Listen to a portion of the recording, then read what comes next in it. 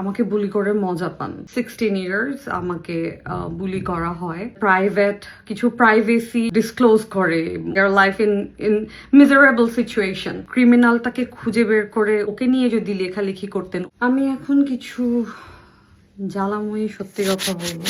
আমার বুলির তো আসলে ইটস বিন অলমোস্ট 16 ইয়ার্স আমাকে বুলি করা হয়।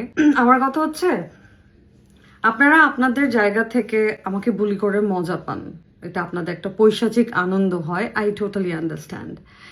বাট ঠিক যতটুকু আমাকে বুলি করছেন তার যদি 50% মানে আমি ওরফে ব্র্যাকেটে দ্য ভিকটিম আমাকে 50% করে বাকি 50% ক্রিমিনালটাকে খুঁজে বের করে ওকে যদি এরকম মক করতেন, ওকে নিয়ে যদি লেখালেখি করতেন, ওর চেহারাটা যদি বারবার মানুষের সামনে মানে প্রকাশ্যে আনতেন যে ইজ এ ক্রিমিনাল। আমরা যেমন এখন রেপিস্টকে আমরা ওনাদের ছবি দিই, রেপিস্টের ছবি দিই। একটা সময় ছিল না যারা অ্যাসিড নিক্ষেপ করে আমরা তাদেরকে আমরা শাস্তি দেই যে রেপিস্ট, আমরা এখন তাদেরকে একটা বিশাল একটা পেনাল্টি দেওয়া হচ্ছে।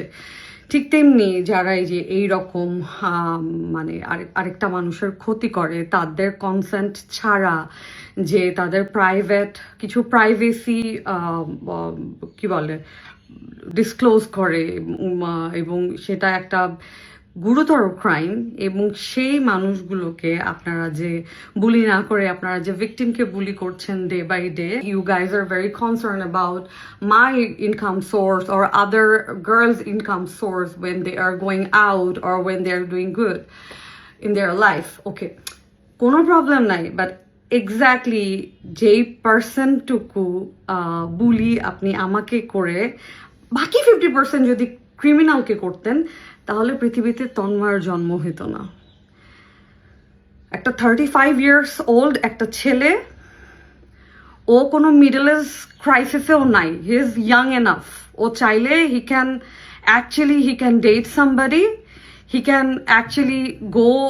এখন তো আসলে অনেক কিছু হয়, অনেক রকমের আন্ডারস্ট্যান্ডিং হয়, ও করতে পারে ওর পার্সোনালিটি দিয়ে। এই যে পারভার্সন ওর মধ্যে জন্ম হয়েছে জাস্ট বিকজ আমরা এক্স্যাক্টলি দেখিয়ে দিতে পারছি না which one is crime and কোনটাকে নিয়ে আসলে আমাদের কথা বলা উচিত, কাকে আমাদের বুলি করা উচিত, কাকে আমাদের মানে কার লাইফ আসলে আমাদের নিয়ে কথা বলা উচিত। সমাজে ক্রিমিনাল নিয়ে কথা বলা উচিত, ভিকটিম নিয়ে না। They are already their life is in trouble, their life in miserable situation. যে এইখানেই আমরা আসলে থেমে যেতে চাই। নেক্সট জেনারেশনকে আমরা আসলে আর কোনো ট্রমার মধ্যে দিয়ে যেতে মানে দিতে চাই না, যে জেনারেশন টু জেনারেশন আমরা বিভিন্নভাবে আসলে সাফারার, এবং আমরা নেক্সট জেনারেশনকেও আমাদের পাস্ট এক্সপেরিয়েন্সটা আমরা ওই বোঝাটা দিয়ে দিই, রাইট? আমরা এই জেনারেশনটা কিন্তু অনেক বেশি কনসিয়াস। আমরা বলি যে না, আমরা আমাদের নেক্সট জেনারেশনকে আর কোনো ট্রমা দিব না, যাতে করে ওদের চাইল্ডহুডটা সুন্দর থাকে, ওদের চাইল্ডহুডটা যেন মিজারেবল না হয়। বাট এই তন্ময়দের জন্ম শুধুমাত্র হয়েছে যখন আমরা একটা ক্রিমিনালকে আমরা মানে ওভারলুক করে, যখন একটা ভিকটিমকে আমরা প্রতিনিয়ত আমরা আসলে ভার্বালি এতটা বেশি অ্যাবিউজ করছি এবং তাদেরকে মেরে ফেলার প্রতিদিন চেষ্টা করছি এবং তাদের লাইফটাকে একদম হেল করে দিচ্ছি।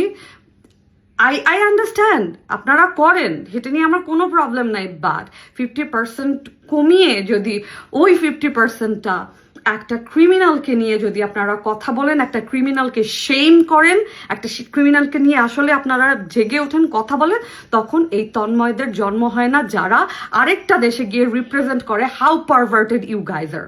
Thank you very much.